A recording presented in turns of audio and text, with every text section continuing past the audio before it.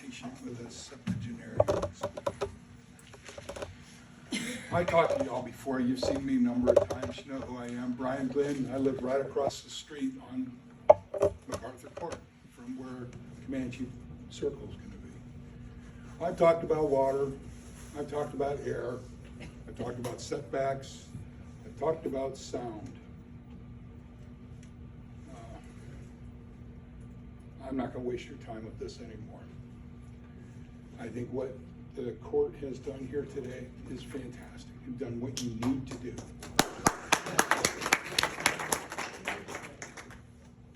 What I'd like to see is that it actually happens. That we have a commissioner's court that has the strength to do what needs to be done.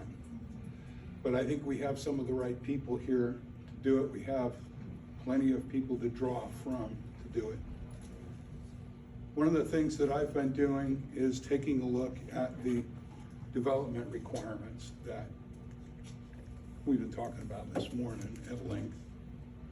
I listened to Commissioner Samuelson, who said, tell me what changes need to happen to this document. And I said, I can redline.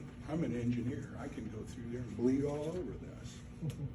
The problem is, it needs to be bled all over. This document is absolutely bereft of any requirements for development of anything industrial, commercial. It's worrying about homes. How many homes can I put on 1 acre? It has nothing to do. It appalls me that we have, well, I don't know, we have gas pressurization plant up on at Nix and 56, not too far from my house. How the hell did they develop that? There's no development requirements anywhere in here for that. The cement plant down the street on 377. I mean, maybe they got special requirements, but it's not in the county development. This thing practically needs to be rewritten. Every little section has an input on it. Now, as an engineer, I have experience making red lines on documents and presenting them to management and saying things like, there's way too many changes here. And we may not disagree with the changes, but there's too many, it's gonna look good. So I don't know what the approach is gonna be. Make red lines on every 5th paragraph like needs happen. We need definitions. What is industrial use? You actually have one sentence where they use the term industrial use. Not a single requirement goes against it. That's good. Not a single restriction.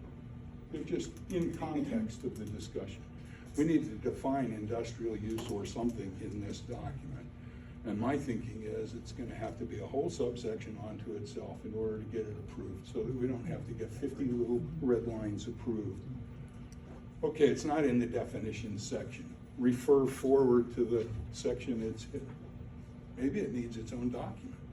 This is so totally different from anything that is controlled by development in this county that I've seen. And what I want to take a look at is the strategic plan, because that seems to be, well, pretty strategic here. It's referred to the 100-year floodplain. Where is that? Where is that document? Because there's some really good restrictions here, if I have the time and if I can find them. And they're talking about letting the land alone because it cleanses the water right the way it is. Isn't that a novel concept? We leave it alone. It'll be better for all of us if we leave it alone. If we can define some of those regions in these areas where all the water's flowing down into the Brazos, ultimately to the ocean. And as far as air goes, I watched the last, TCEQ, where, Cheryl was the only one who was allowed to talk. And she started talking and telling about some of the things that were going on around here, and they cut her off. You cannot say that here. We wouldn't want anybody who's been doing bad to be identified here. And I had reviewed the document ahead of time, 37 pages of going through discounting everybody's concern. We don't need to waste our time with TCEQ. They're gonna rubber stamp this. That's right. But Yes, if they we will. wanted to, we ought to take a look at that Wolf Hollow 3 document that they put out discounting everybody. And we've got a real good plan of attack to look at. What are they gonna say and how can we fight it? And the error, the cumulative error, we're already out of attainment. Everybody knows that. TCEQ, they got a model that says they're only 98%. 98%, and it's a model. Oh, and we've not taken any data to validate that model. Okay, I may not be an environmentalist, but I'm an engineer, and I know a model is useless unless you've tested it with data and changed your model until the model could then reproduce the data that you have that's real. They haven't come close to that. But they have enough confidence to be within 2% of non-attainment and say that's okay. And we're only looking at Wolf Hollow 3 here, not 2 and 1 right next to it, or Comanche, or everything else that's around here. That's ridiculous. Okay. Thank you. All right. You'll see me again, I promise.